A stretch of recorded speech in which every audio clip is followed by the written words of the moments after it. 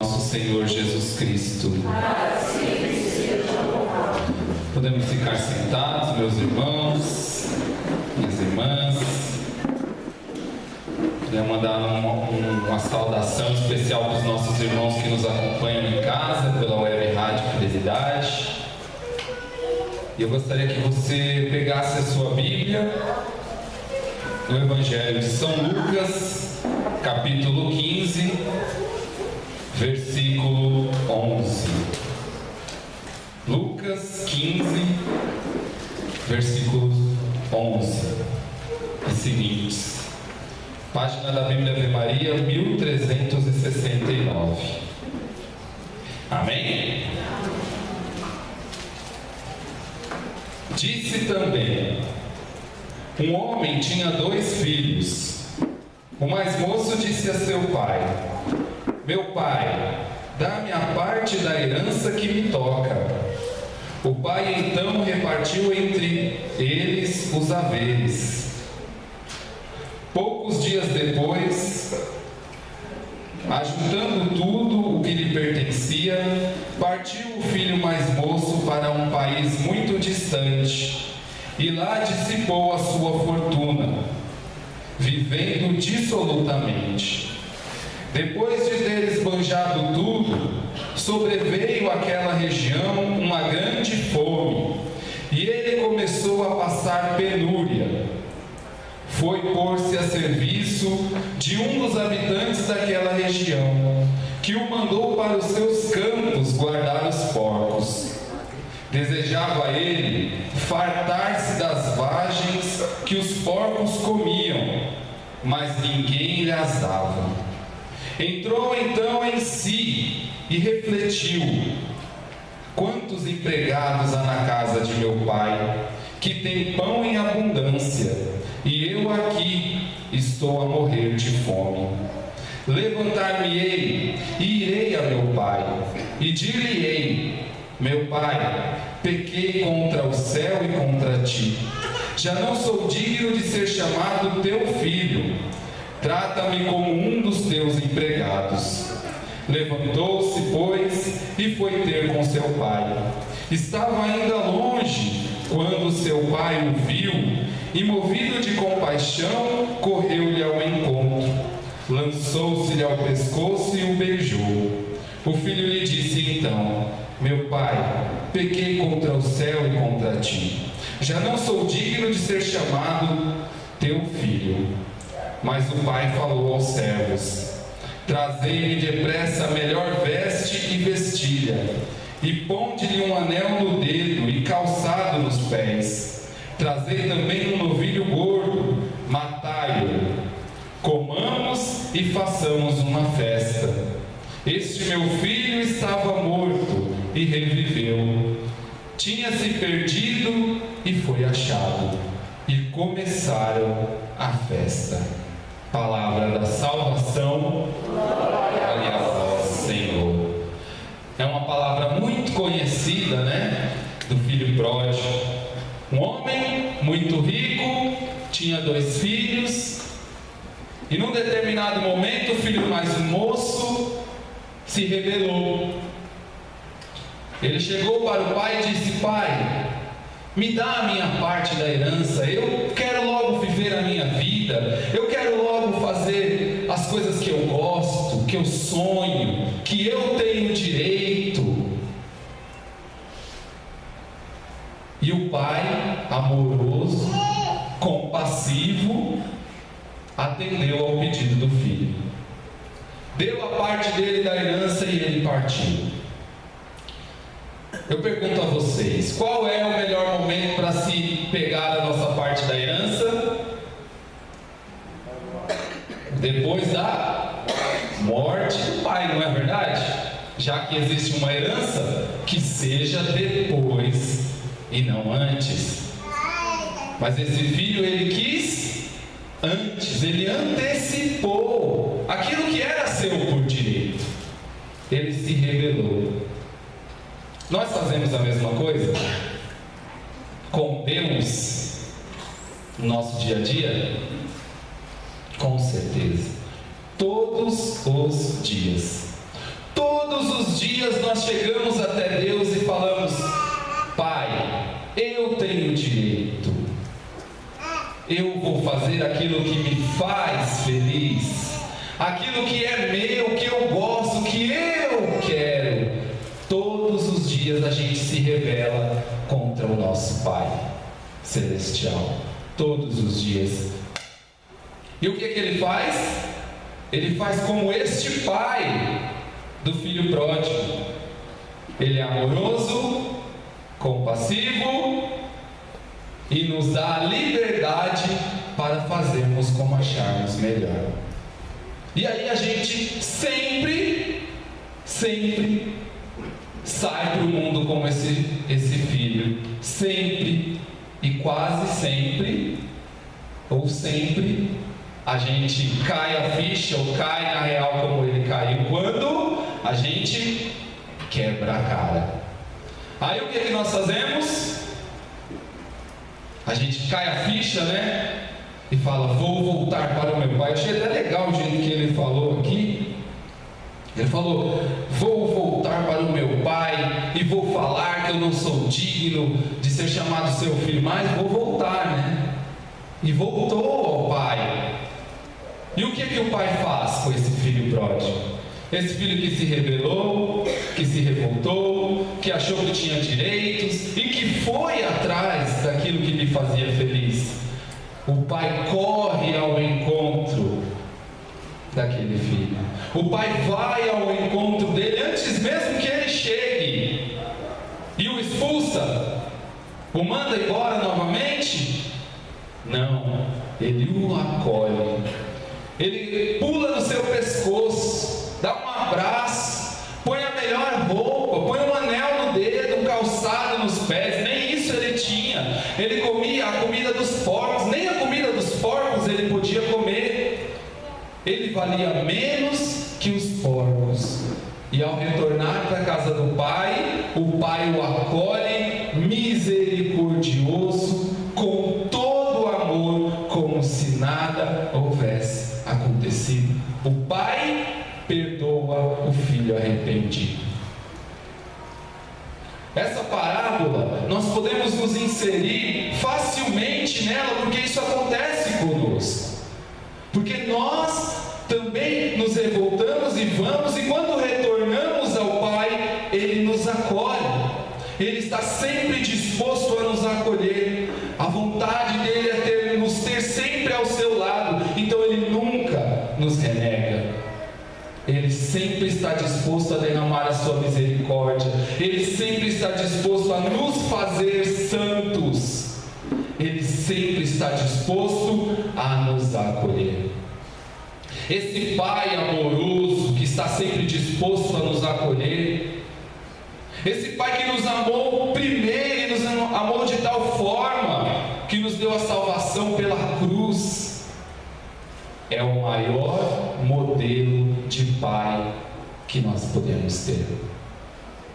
Você que é pai, quem aqui é pai? Levanta a mão. A lei, né, de mim. Você que é pai, não existe faculdade para ser pai. Não tem como fazer um curso para ser pai. Simplesmente Deus nos escolhe, assim como São José, tão simples, tão pequeno, um carpinteiro e nada mais. Mas meu Deus olhou para mim e me escolheu para ser pai do filho dele. Um homem simples, um carpinteiro, e foi escolhido por Deus. Ser pai é um dom, é uma vocação.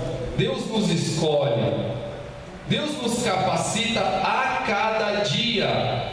Nós não vamos ser pais prontos, nunca nós seremos um pai pronto. Eu acho que o pai mais pronto que existe talvez seja o avô, né? Depois que ele se torna avô, acho que ele já passou na faculdade, né? Ele já está na pós-graduação da paternidade, porque aí ele já dá valor a outras coisas que o pai, por uma porção de questões, não dá valor.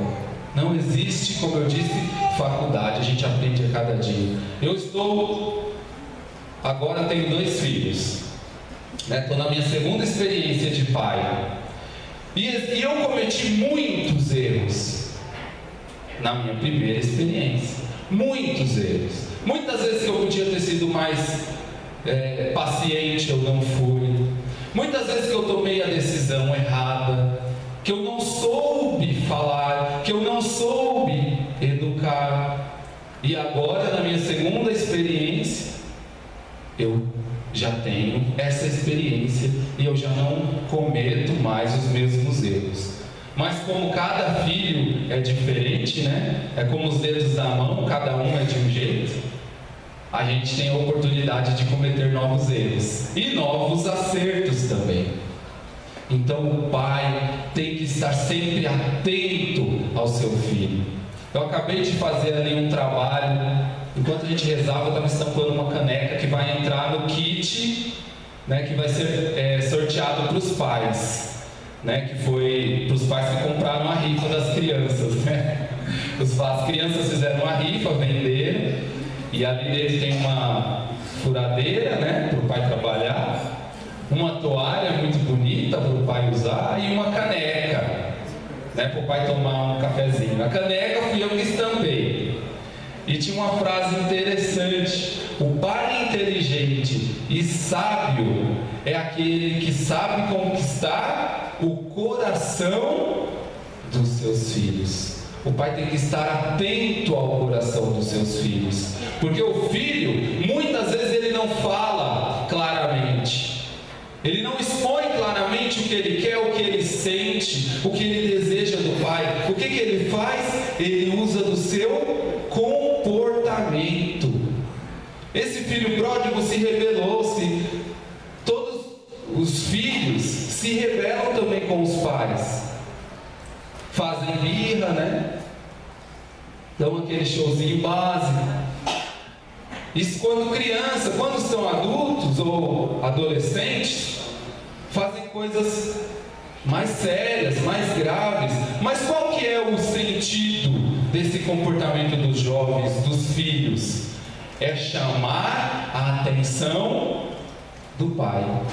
Às vezes ele não vai falar, mas ele vai se comportar de uma maneira que nós pais temos que pedir sabedoria a Deus todos os dias para entender os motivos, para entender o porquê de cada coisa. E só assim nós podemos conquistar o coração dos nossos filhos. Eu estava pesquisando na internet e encontrei um padre chamado Padre Christian, que ele trazia alguns pontos importantes para você, pai, para nós pais, que o pai nunca pode fazer, se ele quiser ser um pai de sucesso, né? Se ele quiser ser um pai fracassado, aí ele tem que fazer essas coisas. E eu achei muito interessante e resolvi trazer. A primeira coisa que o pai nunca pode fazer: colocar o trabalho e o dinheiro em primeiro lugar. O pai tem aquela importância dentro da casa, né? Ele tem que manter a casa. E ele se preocupa muito em dar o melhor para sua família, para os seus filhos. E aí o que ele faz? Mergulha no trabalho. Porque tem que ganhar mais, porque tem que fazer uma horinha extra, porque tem que conseguir um pouco mais de dinheiro para manter, para conquistar, para dar condição de vida para os seus filhos. Mas a gente esquece que quando a gente vai colocando essas coisas em primeiro lugar, a gente coloca em segundo lugar algo que é mais importante, que é a convivência do dia a dia. Como eu vou conquistar o coração do meu filho se eu não convivo com ele todos os dias?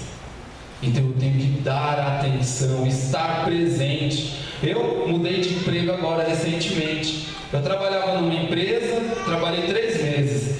Eu tinha que trabalhar todos os dias à tarde e à noite, das 2 às 10, inclusive sábado e domingo.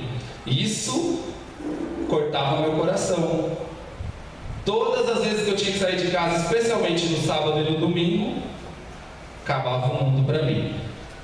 Era digno o meu trabalho, era uma empresa boa, grande, boa, mas me afastava da minha família, me afastava dos meus filhos e também aqui da missão da comunidade, especialmente do grupo de oração. Hoje, por exemplo, eu não estaria aqui se eu estivesse trabalhando nessa empresa, que foi Deus que colocou na minha vida e me serviu no momento em que Ele achou necessário, mas eu optei em deixar. E aí Deus me deu uma outra empresa para trabalhar onde eu não preciso trabalhar sábado e domingo à noite. E aí eu posso curtir hoje mesmo, que o dia inteiro com meus filhos. E amanhã novamente colocar a família em primeiro lugar. A segunda coisa que o pai não pode fazer é não se preocupar com as amizades do filho. Às vezes a gente deixa correr, principalmente aqueles que têm filho mais velho. Deixa a amizade, deixa quem quiser chegar. Se você não for o melhor amigo do seu filho, outro será. E esse outro pode não ser como você, pai. Amoroso, compassivo, paciente, misericordioso para aquele com quem você ama. Então nós temos que nos preocupar, temos que saber quem é, com quem meu filho anda, de quem meu filho gosta, o que meu filho faz quando não está comigo. O pai tem que estar em cima mesmo. Essa é a função de pai. O pai é amoroso, mas também é rígido, é duro. E nós temos que nos preocupar. Terceiro ponto, esse é importante, esse serviu muito para mim. Dar tudo o que ele quiser. Isso nunca pode ser feito. O filho, especialmente as crianças, tem que viver frustrações, faz parte da vida. Eu quero muito aquele brinquedo, mas hoje não dá, hoje eu não tenho condições. Nós temos que ensinar os nossos filhos que existe o tempo certo para tudo, existe o momento certo para tudo, não é todo dia que se pode tudo. A minha filha, eu falo que isso serve porque ela, aonde vai, ela quer alguma coisa. Então a gente vai sair de casa, ela já fala: pai, você vai comprar alguma coisa para mim? E a gente foi tendo que aprender isso, a dizer não. E ela é tão incisiva nessa questão. Um dia eu fui com a minha mãe para comprar uma TV, ela queria comprar uma TV nova, e a gente estava lá na loja, e a Aninha já saiu de casa falando: pai, você vai comprar alguma coisa para mim, né? Você vai comprar. Aninha, hoje não. Aí chega na loja, a gente está passando perto do celular: pai, compra um celular para mim. Filha, você ainda não tem idade, não é assim. Pai, compra, a gente saiu, passou pela parte das câmeras. Então compra uma câmera. Onde já se viu? Aí a gente... Por quê? Porque quer simplesmente comprar alguma coisa. A gente nunca pode dar tudo o que eles querem. A gente tem que ensinar que existe tempo para cada coisa. Quarto ponto, importantíssimo: não dar orientação religiosa. Aí matou. Se você, pai, não der orientação religiosa para o seu filho, não ensiná-lo a ter uma fé, não ensiná-lo a vivenciar as coisas de Deus, ele vai aprender a ser do mundo. Aí você fala para mim: não, mas eu vou todo sábado no grupo de oração e meu filho, graças a Deus, fica lá com os pequenos fiéis e ele está sendo muito bem instruído, está sendo bem educado nas coisas de Deus. E é verdade, glória a Deus por isso. Porém, isso não tira a sua responsabilidade de educá-lo em casa, de dar o exemplo, de rezar com ele, de rezar na frente dele. A orientação religiosa tem que ser dada pelos pais em casa, além da catequese, além dos pequenos fiéis. Quinto ponto: não conversar com os filhos. Hoje a gente trabalha tanto, como eu falei. Antigamente a gente trabalhava para viver, não é verdade? Hoje a gente vive para trabalhar. A gente trabalha de manhã até a tarde, fica fora de casa. E depois que a gente sai do trabalho, muitos vão fazer o quê? Vão para uma faculdade, vão para um curso, para conseguir mais condição de trabalho, uma condição de trabalho melhor. Isso te afasta de casa. O pai tem que sentar com os filhos todos os dias, Tem que falar: filho, como foi o seu dia de aula? Como foi o seu dia? Do que você brincou?